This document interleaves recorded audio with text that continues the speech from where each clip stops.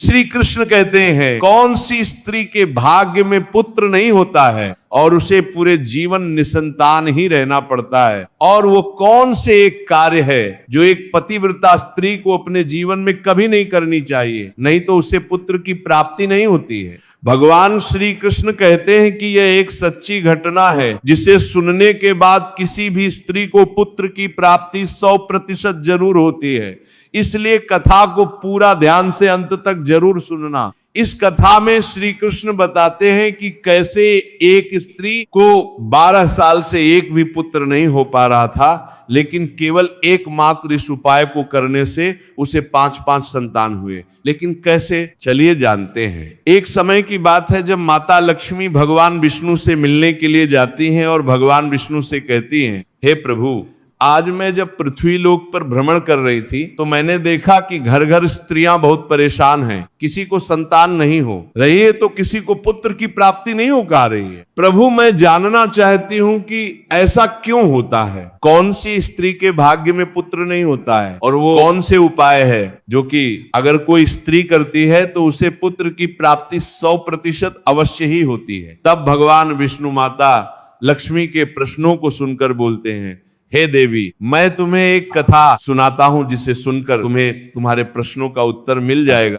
किंतु कथा को अंत तक बहुत ही ध्यान से सुनना, क्योंकि यह उपाय समस्त पृथ्वीवासियों के लिए किसी वरदान से कम नहीं है। तो माता लक्ष्मी उत्तेजित होकर कहती हैं, हे प्रभु, अब जल्दी से कथा को सुनाना आरंभ कीजिए, चाहे कुछ भी हो जाए, मैं कथा को पूरा मन लगाकर अंत तक जरूर सुनूंगी। कथा को सुनते हुए भगवान विष्णु कहते हैं, एक समय की बात है जब एक गांव में एक सेठ रहता था और वो अपनी पत्नी से खुद के जान से भी ज्यादा प्यार करता था। अपने पत्नी के बिना एक पल भी सेठ नहीं रह पाता था। उस सेठ के 2 बेटे भी थे और दोनों बेटों में से बड़े वाले बेटे की शादी हो चुकी थी, लेकिन सेठ की जो पत्नी थी वो बहुत ही दुष्ट स्वभाव की थी और सेठ के छोटे वाले बेटे का भी स्वभाव बहुत ही दुष्ट था। वो अपने आसपास के सभी लोगों को बहुत ही ज्यादा परेशान किया करता था। इसका हरकत बिल्कुल गुंडा जैसा था। न जाने कितनी लड़कियों के साथ संबंध बनाता था। आसपास के सभी लोग इससे बहुत ही ज्यादा परेशान थे। ये कभी किसी से जबरदस्ती पैसे मांग लिया करता था तो कभी किसी को चोट पहुंच दिया करता, सभी के साथ बदतमीजी करता था। गांव के सभी लोग इससे डरे हुए रहते थे, लेकिन सेठ का जो बड़ा वाला बेटा और उसकी पत्नी थी वह बहुत ही अच्छे स्वभाव के थी। बड़े वाले बेटे की पत्नी अकेले ही घर का सारा काम किया करती थी और घर में सभी के कपड़े भी धोती थी, सभी के लिए खाना बनाती थी। इतना सब कुछ करने के बाद भी सेठ की पत्नी हमेशा उसका अपमान करती रहती थी। कथा को आगे बताते हुए भगवान विष्णु कहते हैं कि कुछ समय बाद सेठ की बहू को एक बेटा होने वाला होता है। यह सुनकर कि बहू को बेटा होने वाला है, सेठ की पत्नी बहुत ही ज्यादा खुश हो जाती है और गांव में सभी को ढिंढोरा पीट देती है कि हमारे घर में नन्हा सा पुत्र होने वाला है, मेरा पोता आने वाला है। इसके बाद से सेठ की पत्नी घर का सारा काम खुद से करने लगती है और अपनी बहू को आराम करने देती है, क्योंकि उसकी बहू पेट से थी। ऐसे ही कुछ दिनों बाद बहू को जुड़वा बेटा यानी एक साथ 2 बेटा होता है और ये देखकर सेठ की पत्नी यानी कि उसकी सास बहुत ही ज्यादा खुश हो जाती है कि हमारे घर में 2 पुत्र हुआ है। सेठ की पत्नी पोते को पाकर बहुत खुश हो जाती है, जिससे अब सेठ की पत्नी अपनी बहू को भी बहुत मानने लगती है और घर का सारा जिम्मेदारी अपनी बहू को संभालने के लिए दे देती है। जैसे कि घर के तिजोरी का चाबी, घर का देखरेख, सभी कुछ अपनी बहू को संभालने के लिए दे देती है। सेठ की पत्नी पोते को पाकर बहुत ज्यादा खुश थी। हे लक्ष्मी, वही जो सेठ का छोटा वाला बेटा था वो एक बहुत ही अति सुंदर लड़की से प्यार करता था, जिसका सुंदरता का चर्चा पूरे गांव में था। गांव का हर एक पुरुष चाहता था कि पत्नी हो तो इसके जैसी एकदम आसमान से उतरी हुई परी जैसी लगती थी। गांव का हर एक पुरुष इस फूल जैसी दिखने वाली लड़की से विवाह करना चाहता था। लेकिन सेठ का जो छोटा वाला बेटा था वो अगर किसी को भी गांव में इस लड़की के बारे में चर्चा करता सुनता तो वो उसे बहुत चोट पहुंचता था, बहुत मारता था और बोलता था, इस लड़की का विवाह होगा तो सिर्फ हमसे, सेठ का छोटा वाला बेटा उसी लड़की के साथ शादी करना चाहता है, लेकिन उसका शादी कहीं और किसी और लड़के के साथ होने वाला होता है। फिर गांव के सभी लोग सेठ के छोटे वाले बेटे का मजाक बनाते हुए कहने लगे। बहुत बोलता था कि इस लड़की का विवाह होगा तो सिर्फ हमसे, अब क्या हुआ हो गया, तुम्हारा उस लड़की के साथ विवाह है लक्ष्मी। जैसे सेठ के छोटे वाले बेटे को यह बात पता चलता है कि उसकी प्रेमिका का विवाह होने जा रहा है, सेठ का छोटा वाला बेटा अपनी माँ से बोलकर उस लड़की को जबरदस्ती उसके शादी वाले दिन ही उसके घर से उठाकर उसके साथ भागकर एक मंदिर में विवाह कर लेता है। अब भगवान विष्णु कथा को आगे बताते हुए बोले, हे देवी, अब मैं उस सेठ की छोटी बहू की कहानी अच्छे से समझता हूं, क्योंकि उसकी छोटी बहू की कहानी से तुम्हें तुम्हारे प्रश्नों का उत्तर मिल जाएगा कि वो कौन सी स्त्री है जिसके भाग्य में कभी पुत्र की प्राप्ति नहीं होती। अब आगे भगवान विष्णु कहते हैं, सेठ की छोटी बहू का नाम राधिका होता है और वह बेचारी राधिका घर का सारा काम करती थी। वहीं अब बड़ी वाली बहू घर में मालकिन जैसा रहा करती थी। वह कोई भी काम नहीं करती थी और उल्टा राधिका को हमेशा बहुत परेशान किया करती थी। सेठ की पत्नी भी ये सब अत्याचार को देखकर कुछ नहीं बोला करती। राधिका कितना भी घर का काम कर ले, पर सेठ की पत्नी और उसकी बड़ी बहू हमेशा उसे ही डांटती रहती थी।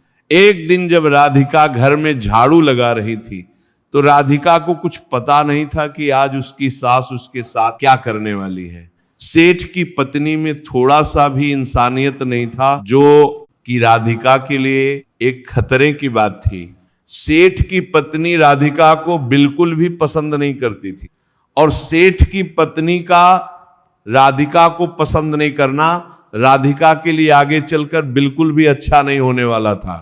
सेठ की पत्नी बोलती है, इतनी देर हो गई तू अभी तक झाड़ू ही नहीं लगा पाई, मैं मंदिर जा रही हूं और जब तक वहां से आऊंगी तब तक खाना बन जाना चाहिए, आते ही मैं खाना खाऊंगी।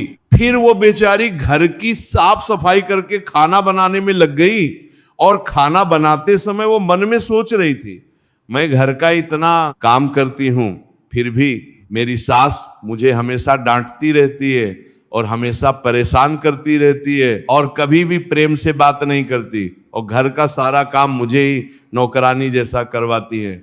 बड़ी बहू से इतना प्यार और मुझे उतना ही नफरत, आखिर ऐसा क्यों? राधिका ये सब सोच ही रही थी कि तभी दरवाजा खटखटाने की आवाज आई तो उसने सोचा अभी तो खाना भी तैयार नहीं हुआ और लगता है मेरी सासू माँ आज बहुत जल्दी ही मंदिर से लौट आई हैं।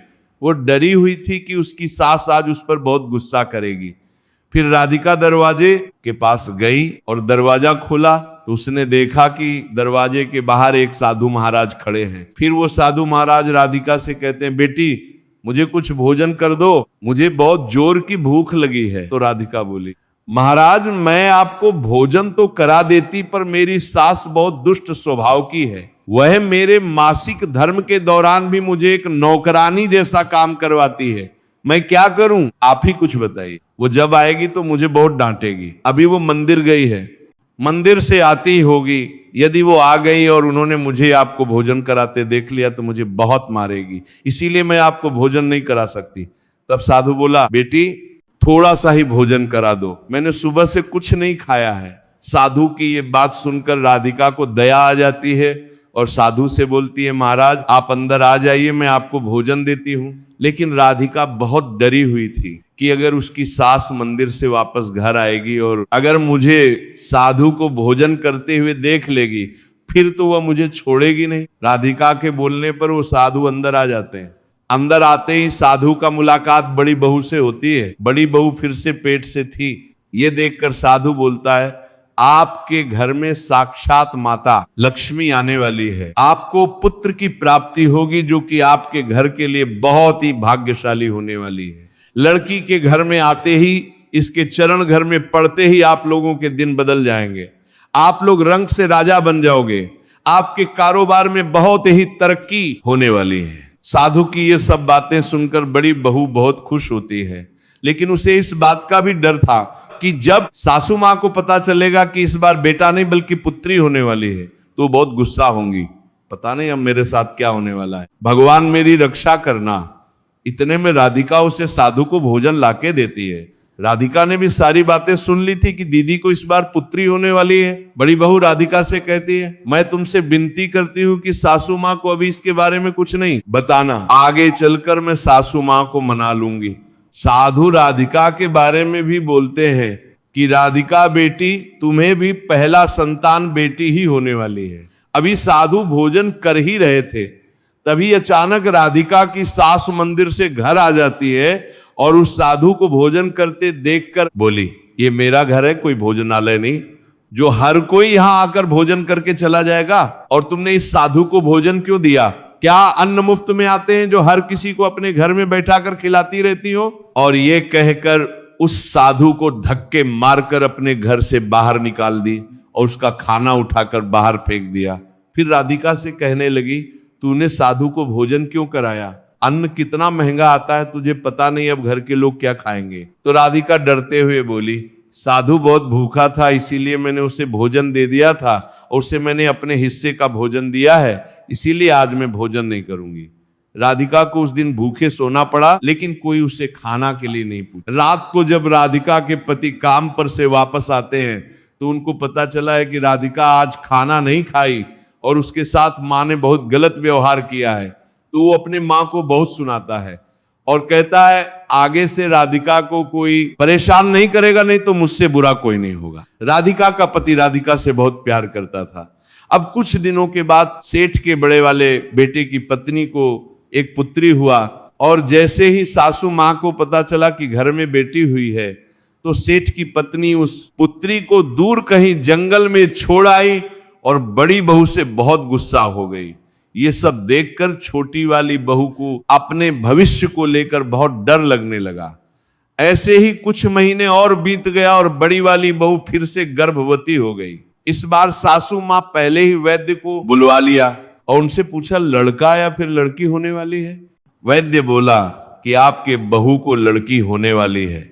ये सुनकर सेठ की पत्नी क्रोधित हो गई और बहू को गर्भ गिराने के लिए बोली और आगे भविष्य में बड़ी बहू को संतान करने से मना कर देती है।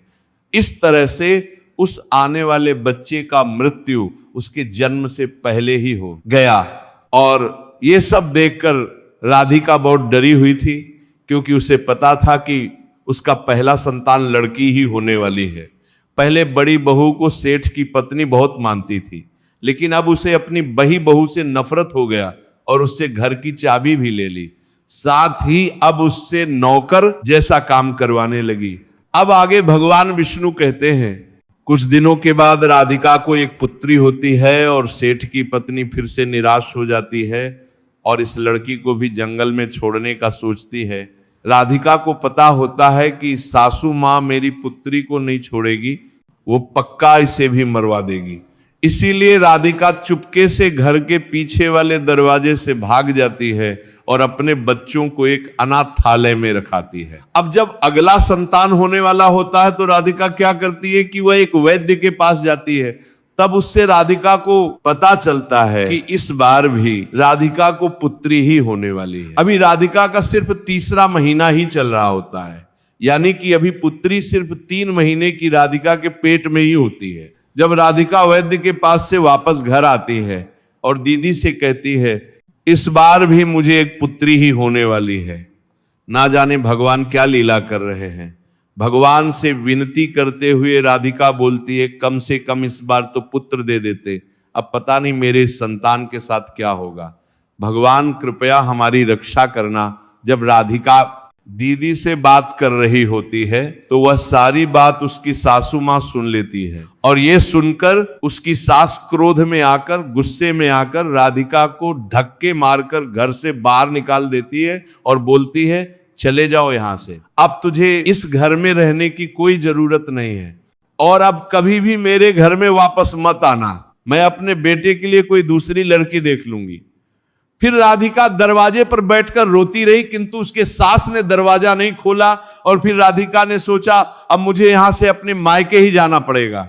फिर वो अपने मायके जाने लगती है। मायके पहुंचकर सारी बातें राधिका अपनी माँ को बताती है और पूरा दिन रोती रहती है जब राधिका का पति काम पर से वापस घर आता है तो वो अपनी पत्नी राधिका को ढूंढता है, पर राधिका उसको घर में कहीं दिखाई नहीं देती है। जब वो अपने माँ से जाकर पूछता है राधिका कहाँ है, घर में कहीं दिखाई नहीं दे रही है। फिर माँ बेटे से बोलती है बेटा राधिका घर छोड़कर चली गई है, अब वो कभी वापस नहीं आएगी, तुम उसे भूल जाओ और एक अच्छी सी लड़की देखकर शादी कर लो। ये क्या बोल रही हो आप, मैं दूसरी लड़की से विवाह क्यों करूं? मुझे पता है मेरी राधिका जरूर वापस आएगी, वह मुझसे बहुत प्यार करती है, वह मुझे अकेले नहीं छोड़ सकती। भगवान विष्णु आगे कहते हैं कि जैसे ही राधिका की सहेली सुषमा को ये पता चलता है कि राधिका मायके यानी कि अपने घर आई है, तो वह उससे मिलने के लिए उसके घर जाती है। राधिका और सुषमा बचपन के दोस्त होते हैं और इन दोनों के बीच बहुत ही गहरी यारी होती है। जब सुषमा राधिका के घर पहुंचकर राधिका को रोते देखती है तो राधिका से पूछती है क्या हुआ तुम्हें, तुम रो क्यों रही हो? मां बता रही थी कि तुम जब से आई हो सिर्फ रोती जा रही हो, आखिर बात क्या है? भगवान विष्णु माता लक्ष्मी से कहते हैं कि हे लक्ष्मी, आगे इस कथा को बहुत ध्यान से सुनना, क्योंकि राधिका की दोस्त सुषमा राधिका को बताने वाली है कि कैसे एक स्त्री को लगातार 5 पुत्री होने के बाद एक पांची मुनि से मिलने से उसे 2 पुत्र प्राप्त हुए, जबकि इस लड़की के भाग्य में संतान प्राप्ति ही नहीं था। तो ऐसा कौन सा उपाय जो ऋषि मुनि ने उस लड़की को बताया जिससे उसे पुत्र प्राप्त हुआ? चलिए जानते हैं, लेकिन उससे पहले वीडियो को लाइक करके कमेंट में जय मां लक्ष्मी नारायण जरूर लिखें। माता लक्ष्मी और भगवान विष्णु का आशीर्वाद हमेशा आप पर बना रहेगा। आपके घर में धन की कभी कोई कमी नहीं रहेगी, सीधा मां लक्ष्मी का आशीर्वाद आप पर बनेगा। कमेंट में जय मां लक्ष्मी अवश्य लिखें। आगे अब सुषमा राधिका से कहती है 7 साल पहले की बात है, हमारे पास के एक छोटे से गांव में मोहन नाम का एक आदमी रहता था। वह गरीब था लेकिन ईमानदार था। वह हर रोज खेतों में कड़ी मेहनत करता और जो भी थोड़ा बहुत धन कमाता था उससे अपनी पत्नी की जरूरतों को पूरी करने की कोशिश करता था, क्योंकि उसकी पत्नी माधवी बहुत ही सुंदर थी। गांव में उसकी खूबसूरती के चर्चे दूर दूर तक थे, लेकिन माधवी के दिल में मोहन के लिए न तो प्यार था ना ही कोई सम्मान। शादी के बाद माधवी को जल्दी ही एहसास हो गया कि मोहन उसे वह ऐसो आराम नहीं दे सकता जिसकी उसे चाहत थी। मोहन माधवी के साथ वैसे संबंध भी नहीं बना पाता था जैसा कि माधवी चाहती थी। मोहन का जीवन बिल्कुल ही सादा था। वह दिन रात मेहनत करता, मगर उसका जीवन केवल रोज की रोटी और कपड़े तक ही सीमित रह पाता था। माधवी ने एक दिन कहा, तुम जैसे आदमी के साथ मेरा जीवन बर्बाद हो रहा है। मोहन ने उसकी बात को नजरअंदाज कर दिया। उसे लगता था कि शायद समय के साथ माधवी उसका प्यार समझेगी, लेकिन माधवी के लिए मोहन का प्यार बोझ बन चुका था। एक दिन गांव के मेले में माधवी की मुलाकात विक्रम नाम के एक ताकतवर व्यापारी से होती है। विक्रम लंबा, मजबूत और पैसे वाला आदमी था। उसकी बातें माधवी को जादू जैसी लगती थी। उसने कभी ऐसा आत्मविश्वास किसी में नहीं देखी थी। विक्रम ने माधवी की तारीफ करते हुए कहा, तुम जैसी सुंदरता का इस गांव में क्या काम, तुम्हें तो रानियों जैसी जिंदगी मिलनी चाहिए। माधवी के भीतर छिपी इच्छाएं जाग उठी। वह विक्रम के करीब होने लगी। कुछ ही दिनों में दोनों के बीच रिश्ता गहरा हो गया। माधवी अब हर रोज किसी बहाने से विक्रम से मिलने जाती, जिससे मोहन को माधवी की इन हरकतों पर शक होने लगा, लेकिन उसने कुछ नहीं कहा। वह सोचता था कि शायद उसका प्यार माधवी को सही रास्ते पर वापस ला देगा। विक्रम के बाद माधवी की नजर गांव के योद्धा अर्जुन पर पड़ी। अर्जुन शक्तिशाली और आकर्षक था। उसकी तलवारबाजी की कला पूरे गांव में प्रसिद्ध थी। माधवी अर्जुन की तरफ खींची चली गई। वह अब हर दिन अर्जुन को देखती और उससे मिलने के बहाने ढूंढती। एक दिन माधवी ने अर्जुन से कहा, तुम्हारी ताकत मुझे मोहित करती है। काश मेरी जिंदगी में भी ऐसा ही जोश और रोमांस होता। अर्जुन, जो कि पहले से ही माधवी की सुंदरता का दीवाना था, उसके जाल में फंस गया। दोनों के बीच एक नया रिश्ता शुरू हो गया। माधवी अब विक्रम और अर्जुन दोनों के साथ समय बिताने लगी। उसे यह खेल मजेदार लगता था। उसकी इच्छाएं असीम थी और हर नए पुरुष के साथ वह खुद को और शक्तिशाली महसूस करती थी। माधवी के इस व्यवहार ने मोहन की जिंदगी को नरक बना दिया था। वह उसे हर दिन ताने मारती। वह कहती, तुम्हारा औकात क्या है? तुम्हारे जैसे गरीब आदमी के साथ मैं क्यों रहूं? मोहन ने कई बार समझाने की कोशिश की, लेकिन माधवी के लिए उसका कोई मोल नहीं था।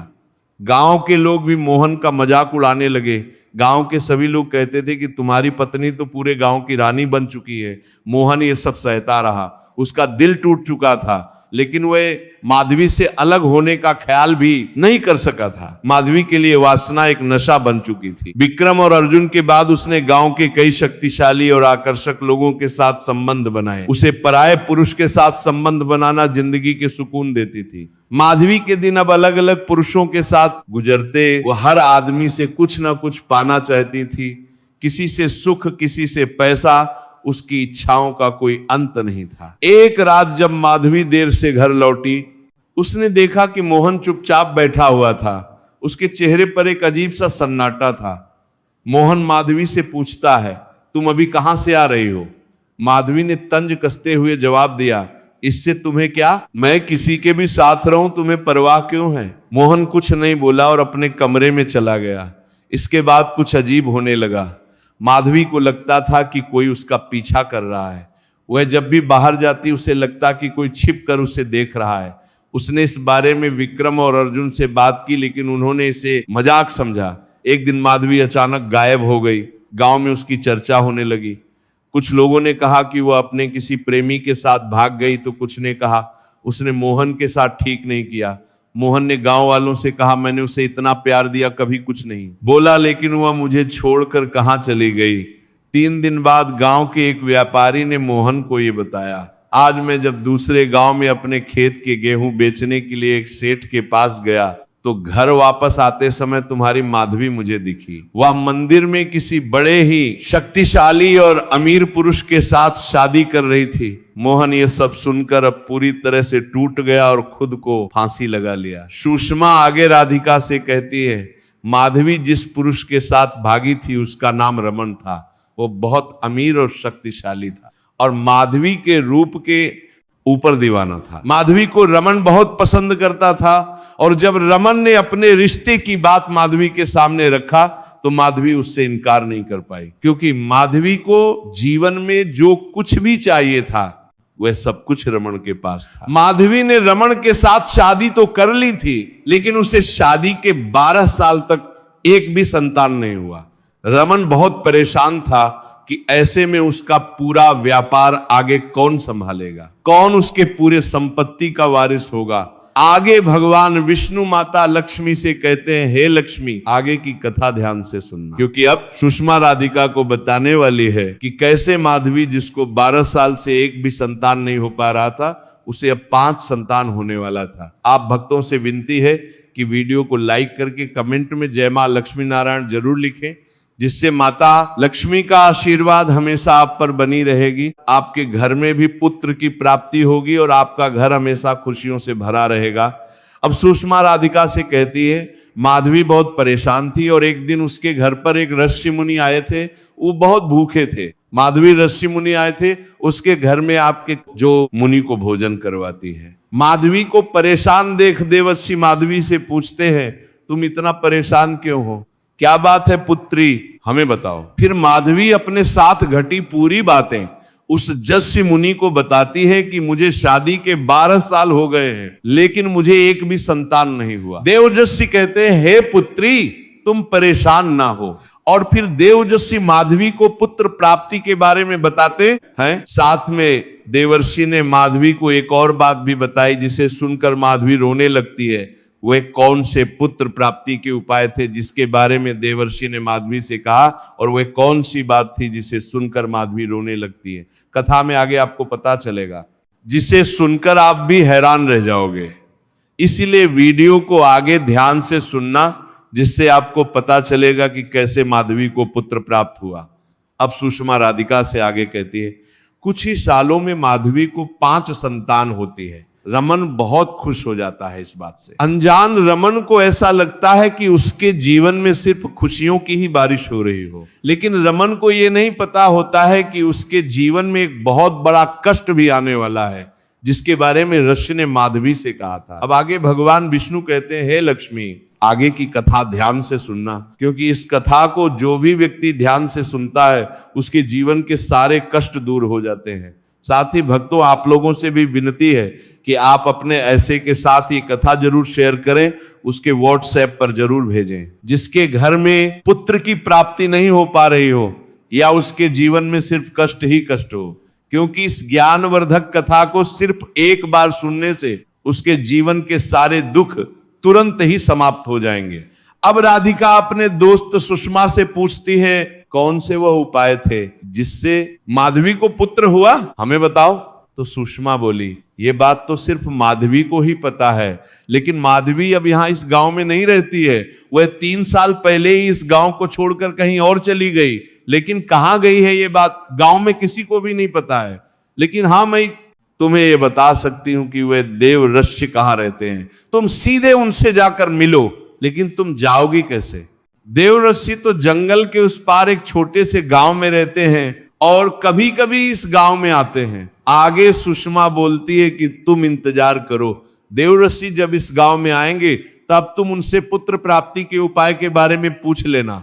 लेकिन देव ऋषि कब गांव आते थे इसके बारे में किसी को कुछ पता नहीं होता। इसलिए राधिका अगले दिन सुबह सुबह अकेले ही देव ऋषि से मिलने के लिए चली जाती है। उसके साथ उसका पालतू कुत्ता भी उसके पीछे पीछे आ जाता है। अब आगे भगवान विष्णु कहते हैं कि यह बात जैसे ही राधिका के पति को पता चलता है, वो डर जाता है कि राधिका अकेले ही किसी जंगल की तरफ गई है। उसे ऐसा लगने लगता है कि राधिका अब उस जंगल से वापस नहीं आ पाएगी, कहीं उसको कोई जानवर मार ना दे। मन में ये ख्याल आते ही राधिका के पति को झटका लगता है और उसे लकवा मार देता है। उसका मुंह टेढ़ा हो जाता है और वह नीचे जमीन पर गिर जाता है। फिर उसकी मां दिन रात उसकी सेवा करती है कि उसका बेटा जल्दी से ठीक हो जाए। डॉक्टर के भी पास उसकी मां ले जाती है, लेकिन फिर भी उसका बेटा ठीक नहीं हो पाता है। इधर राधिका घने जंगल में पहुंच जाती है। राधिका भूखी प्यासी आगे बढ़े जा रही थी कि तभी बारिश होने लगती है। फिर राधिका उसी जंगल में एक पेड़ के नीचे बैठ जाती है, लेकिन फिर भी बारिश की बूंदें उसके ऊपर गिरती रहती हैं और वह भीगने लगती है। तभी राधिका को उस जंगल में एक गुफा दिखता है, तो वो क्या करती है कि बारिश से बचने के लिए वो गुफा में चली जाती है। और गुफा में पहुंचते ही उसे वहां बहुत सारे सोने के सिक्के और सोने की मूर्तियां दिखाई देती है। वो जैसे ही सोने के पास जाती है तो वहां उसे एक लड़की की हल्की की रोने की आवाज सुनाई देती है। राधिका के साथ जो कुत्ता था वह आगे जाकर जोर जोर से भौंकने लगता है। राधिका भी आगे बढ़ती है तो उसे एक लड़की रस्सी से बंधी हुई दिखाई दी, जिसके मुंह में कपड़ा डाला हुआ था, जिस वजह से वो लड़की कुछ बोल नहीं पा रही थी और सिर्फ रोए ही जा रही थी। राधिका भी ये सब देखकर डरी हुई थी। डरते डरते उसने उस लड़की के मुंह से कपड़ा हटाया तो लड़की बोली, मैं पास के गांव के राजा की बेटी हूं। मुझे कुछ लुटेरे ने अगवा करके यहां लाकर बांध दिया था और मेरे पिता से सोने की मुद्राएं की मांग करने वाला था। आपका बहुत बहुत धन्यवाद, आपने मेरी जान बचाई, नहीं तो पता नहीं मेरे साथ आज क्या होता। चलिए अब हम लोग गांव की तरफ वापस चलते हैं। राधिका कहती है, मैं जंगल के उस पार देवऋषि से मिलने जा रही हूं, मुझे बहुत आवश्यक काम है। ये सुनकर राजा की बेटी भी राधिका और उस कुत्ते के साथ जंगल के उस पार चल देती है। रास्ते में बहुत से खतरे आते हैं, लेकिन राधिका के साथ उसका जो पालतू कुत्ता होता है वह बहुत ही ताकतवर था। उसको देखकर जंगल का कोई भी जानवर राधिका और उस राजा के बेटी को चोट नहीं पहुंचाता है। अंधेरा होने चला, लेकिन राधिका अभी तक ऋषि मुनि के पास नहीं पहुंची थी। राजा की बेटी और राधिका को अब डर लगने लगता है। लेकिन आगे चलते चलते कुछ समय में राधिका को एक छोटा सा गांव दिखता है और वो लोगों से पूछते पूछते ऋषि मुनि की कुटिया में पहुंच जाती है और देव ऋषि से रोते हुए कहती है, हे देव ऋषि, कृपया मेरी मदद करें। वो अपने साथ हुई सारी बातें उस देव ऋषि को बताती है। मेरी सासू माँ ऐसी है, अगर घर में पुत्री होती है तो मेरी सास उसे मरवा देती है या जंगल में छोड़ आती है। कृपया आप मेरी मदद करें और आशीर्वाद दें कि मुझे पुत्र की प्राप्ति हो सके। मेरी सहेली सुषमा ने आपके बारे में मुझे बताई कि कैसे माधवी को आपके आशीर्वाद से 5-5 संतान की प्राप्ति हुई। हे देवेश, आप हमारी भी मदद करें। आगे भगवान विष्णु माता लक्ष्मी से कहते हैं, हे लक्ष्मी ध्यान से सुनना, कथा में आगे तुम्हें तुम्हारे प्रश्नों के उत्तर मिलने वाले हैं कि किस स्त्री के भाग्य में पुत्र नहीं होता।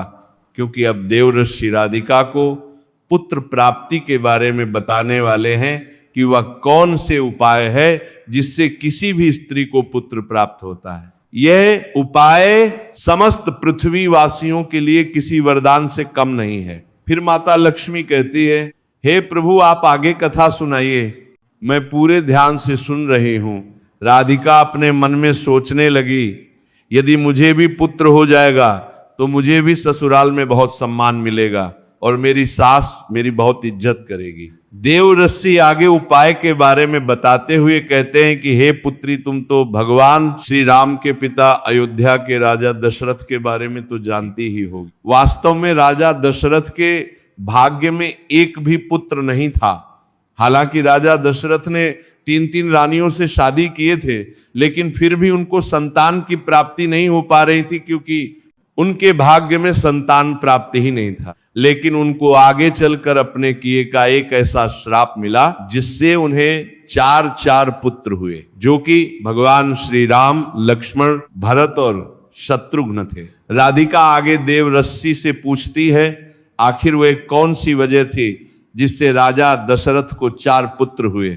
तब देवऋषि आगे बताते हैं, प्राचीन काल की बात है। ये घटना तब की है जब राजा दशरथ अपनी युवावस्था में शिकार के शौकीन हुआ करते थे। उन्होंने धनुर्विद्या में इतनी महारत हासिल कर ली थी कि केवल आवाज सुनकर भी वे निशाना साध सकते थे। यह विशेष योग्यता उन्हें अपने गुरु से मिली थी, जो एक दुर्लभ कला थी और केवल श्रेष्ठ योद्धाओं को ही सिखाई जाती थी। एक दिन राजा दशरथ जंगल में शिकार के लिए निकले। अंधकार घना हो चुका था और जंगल में सन्नाटा पसरा था। अचानक उन्होंने पानी में हलचल की आवाज सुनी, जैसे कोई जानवर पानी पी रहा हो। बिना ये जाने कि वहां कौन है, दशरथ ने अपनी धनुर्विद्या के बल पर निशाना साधा और तीर छोड़ दिया, और अगले ही पल उन्होंने एक मनुष्य की चीख सुनी। हैरान और भयभीत राजा दशरथ आवाज की दिशा में दौड़े और वहां पहुंचकर देखा कि एक युवा बालक तीर लगने से घायल पड़ा है। वह बालक श्रवण कुमार था, जो अपने अंधे माता पिता के लिए नदी से पानी भरने आया था। श्रवण कुमार दर्द में कराह रहा था। दशरथ ने उसके पास जाकर उससे माफी मांगी और उसे सहायता देने की कोशिश की, लेकिन श्रवण ने अपने जीवन के अंतिम क्षणों में राजा दशरथ से यह विनती की कि वे उसके माता पिता तक ये दुखद समाचार पहुंचा दें। श्रवण कुमार ने अपनी अंतिम सांस लेते हुए कहा, मेरे माता पिता अंधे हैं, वे मेरी प्रतीक्षा कर रहे हैं। कृपया उन्हें यह बताने का कष्ट करें कि उनका पुत्र अब लौट कर नहीं आ सकेगा। दशरथ के मन में गहरा अपराध बोध और पश्चाताप पैदा हुआ, लेकिन उस समय वे इस पाप का प्रायश्चित नहीं कर सकते थे। अपने आंसू पोंछते हुए उन्होंने श्रवण के शरीर को उठाया और उसके माता पिता के पास पहुंचे। वहां पहुंचकर दशरथ ने श्रवण के अंधे माता पिता को इस दुर्घटना के बारे में बताया। श्रवण के माता पिता अपने पुत्र की मृत्यु का समाचार सुनकर हताश और गहरे दुख में डूब गए। उन्होंने राजा दशरथ से कहा, राजन, हमने अपने जीवन का एकमात्र सहारा खो दिया है। हमारा बेटा ही हमारी आंखें और हमारा सब कुछ था। अब हम इस जीवन को कैसे जी पाएंगे। दुख और आक्रोश से भरे हुए श्रवण के पिता ने राजा दशरथ को श्राप दिया। उन्होंने कहा, जैसे आज हमने अपने पुत्र के वियोग का असहनीय दुख सहा है, वैसे ही एक दिन तुम भी अपने पुत्रों के वियोग में तड़पोगे। तुम्हें भी यह समझ आएगा कि एक पिता के लिए अपने पुत्र के बिना जीना कितना कठिन होता है। श्राप देने के बाद श्रवण के माता पिता ने उसी दुख में अपने प्राण त्याग दिए।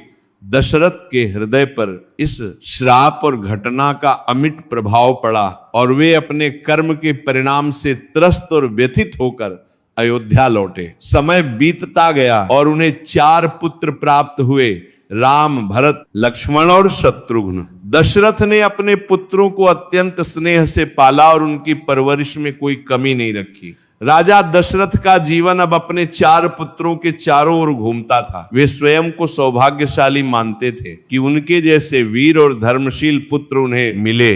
एक दिन दशरथ ने अपने सबसे बड़े पुत्र राम को अयोध्या का राजा बनाने का निर्णय लिया, लेकिन तभी एक घटना घटी कि कैकेयी दशरथ की प्रिय रानी ने अपने 2 वरदानों का स्मरण दिलाते हुए दशरथ से राम के लिए 14 वर्षों के वनवास और भरत के लिए अयोध्या का राज्य मांगा। दशरथ यह सुनकर स्तब्ध रह गए, लेकिन राजधर्म के प्रति उनकी निष्ठा के कारण राजा दशरथ उस वरदान को अस्वीकार नहीं कर सके। राम जो पिता की आज्ञा का पालन करते हुए वनवास जाने को तैयार हो गए, पिता के प्रति अपने कर्तव्य और मर्यादा का पालन करते हुए तुरंत वन जाने की तैयारी करने लगे। जब राम वन जाने लगे तब राजा दशरथ का हृदय पूरी तरह टूट चुका था। वे राम के वियोग में अत्यंत व्याकुल हो गए। उन्होंने राम को रोकने का प्रयास किया, लेकिन उनका अपना दिया हुआ वचन आड़े आ रहा था। राम, सीता और लक्ष्मण के वन गमन के बाद दशरथ का जीवन एक असीम शोक और दुख में डूब गया। उन्होंने राम के बिना जीवन जीने की कल्पना भी नहीं की थी और अब उनका पूरा अस्तित्व खाली और असहाय महसूस करने लगा। देवऋषि आगे कहते हैं, दशरथ के मन में उस श्राप की याद ताजा हो उठी जो उन्होंने श्रवण कुमार के माता पिता से प्राप्त किया था। वे समझ गए कि यह उनके पुराने कर्मों का ही परिणाम है। जिस प्रकार उन्होंने अनजाने में श्रवण कुमार की मृत्यु का कारण बनकर उसके माता पिता को पुत्र वियोग का दुख दिया था, उसी प्रकार अब वे भी अपने पुत्र राम के वियोग में तड़प रहे थे। राम के वनवास जाने के बाद दशरथ का स्वास्थ्य तेजी से गिरने लगा। उन्हें रातों को नींद नहीं आती थी और दिन भर वे राम की याद में आंसू बहाते रहते थे। अंततः इस असहनीय दुख के कारण उन्होंने अपने प्राण त्याग दिए। उनके पुत्रों का वियोग और अपने किए हुए कर्मों का पश्चाताप उनके अंत का कारण बना। इस प्रकार देवऋषि राधिका से कहते हैं, इससे हमें यह पता चलता है कि हमारे कर्मों का फल हमें किसी ना किसी रूप में अवश्य ही भुगतना पड़ता है। चाहे वह अनजाने में किया गया पाप ही क्यों ना हो, वह कभी ना कभी हमारे जीवन में वापस आता है। ये एक उदाहरण है कि हमें अपने कर्मों के प्रति सचेत रहना चाहिए, क्योंकि हम जो भी करते हैं उसका परिणाम हमारे जीवन पर किसी न किसी प्रकार से अवश्य पड़ता है। देव रमण की पत्नी माधवी के बारे में बताते हुए राधिका से कहते हैं, माधवी के कर्म बहुत ही गंदे थे, जिसमें रमण का भी साथ था। इन दोनों के वजह से ही माधवी के पहले पति ने खुद को फांसी लगा लिया था। अगर रमण माधवी को अपने साथ नहीं ले जाता तो माधवी का पहला पति मोहन आज भी जिंदा होता। माधवी के गलत कर्म की वजह से मोहन को कितना दुहक सहना पड़ा, बिल्कुल वैसा ही दुख का सामना अब माधवी को भी करना पड़ रहा है। देवऋषि राधिका को आगे बताते हैं, उन लोगों को संतान की प्राप्ति तो हुए, लेकिन उन लोगों को अपने आंखों के सामने अपने संतान को मारते हुए भी देखना पड़ा, और यह सब होते हुए रमण नहीं देख पा रहा था और उसकी भी जान चली गई। उन लोगों को अपने किए हुए कर्म का सजा मिला। अभी उसके 5 में से सिर्फ 2 संतान ही बचे हैं। अब माधवी का सारा बुरा कर्म कट चुका है, क्योंकि माधवी अब किसी को भी थोड़े से भी दुख नहीं पहुंचाती है और अकेले अपने दोनों बच्चों के साथ जीवन जी रही है। भगवान विष्णु आगे कहते हैं, हे लक्ष्मी, आगे सुनिएगा कि राधिका को कैसे पुत्र होता है। देवऋषि राधिका से कहते हैं, तुम्हें इसलिए पुत्र नहीं हो पा रहा है क्योंकि तुम्हारे पति का व्यवहार और बर्ताव बिल्कुल सही नहीं है। उसके पति के बारे में बताते हुए देवऋषि कहते हैं, जब तुम्हारे पति को पता चला कि तुम जंगल की तरफ गई हो तो यह सुनकर तुम्हारे पति को सदमा पहुंचा और उसे लकवा मार दिया। वह अब चल नहीं पा रहा है। यह उसके गलत कर्म का सजा है। राधिका को जैसे ही पता चलता है वो रोने लगती है। देवऋषि कहते हैं, पुत्री तुम रो मत, तुम्हारा पति ठीक हो जाएगा।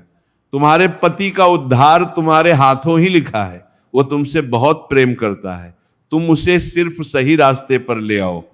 जब उसका व्यवहार ठीक हो जाएगा, किसी को दुख नहीं पहुंचाएगा, तो वो अवश्य ही ठीक हो जाएगा और फिर तुम्हें पुत्र की प्राप्ति होगी। भगवान विष्णु आगे माता लक्ष्मी से कहते हैं, हे लक्ष्मी, आगे ध्यान से सुनना, क्योंकि ये कलयुग का समय चल रहा है और श्री कृष्ण महाभारत के समय कह गए थे कि कलयुग में किसी भी व्यक्ति को अपने पाप कर्मों का सजा उसे अपने वही जन्म में काटना पड़ेगा। इसलिए कथा को आगे जरूर सुना कि आगे राधिका और उसके परिवार के साथ क्या होता है, क्योंकि आगे की कथा को सुनकर आप आश्चर्यचकित रह जाओगे। अब राधिका वहां से वापस घर की तरफ चल देती है और रास्ते में जो लुटेरे वाला गुफा था वहां से कुछ सोने की मुद्राएं उठा लेती हैं और सोचती हैं सासू माँ जब इतने सारे सोने की मुद्राएं देखेगी तो वो बहुत खुश होंगी और मुझे अपने घर पर रख लेगी, मुझे परेशान करना बंद कर देंगी और मुझे घर का इतना काम भी नहीं कराएंगी। राधिका घर पहुंचती है और घर पहुंचने ही राधिका ने अपनी सास को सारा सोना दे दिया। फिर इतना सारा सोना देखी कर उसकी सास बहुत खुश हुई और उससे पूछने लगी कि तुम इतना सारा सोना कहां से लाई हो। तब राधिका ने अपनी सास को उस गुफा के बारे में सारी बात बताई।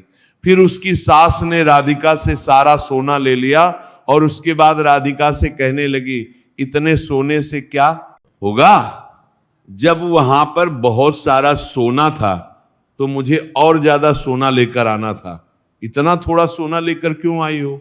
राधिका बोलती है माँ जी इतना सारा सोना तो है और लाती तो उससे क्या होता। फिर उसकी सास बोली मुझे और ज्यादा सोना लाना था जिससे हमारी साथ बैठ कर के खाती, फिर भी सोना खत्म नहीं होता।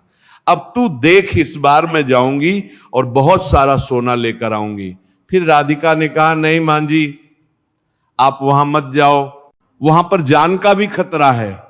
फिर सास बोलती है नहीं मैं तो जाऊंगी और बहुत सारा सोना लेकर आऊंगी। और इस प्रकार राधिका की सास ने उसकी बात नहीं मानी और उसी जंगल में पहुंच गई। वो अकेले थी और जब गुफा के पास पहुंचकर बहुत सारे सोने की मुद्राएं देखी तो उसके पैरों तले जमीन खिसक गई। वह बहुत खुशी और उत्तेजना के साथ सोने की मुद्राएं अपने झोले में भरने लगी। इसी बीच वह सारे लुटेरे गुफा में और भी सोने के सिक्के रखने के लिए आए। इन लोगों की नजर उस औरत पर पड़ी और फिर उन लोगों ने सेठ की पत्नी यानी कि उस औरत को मारकर पास के गांव में रख दिया।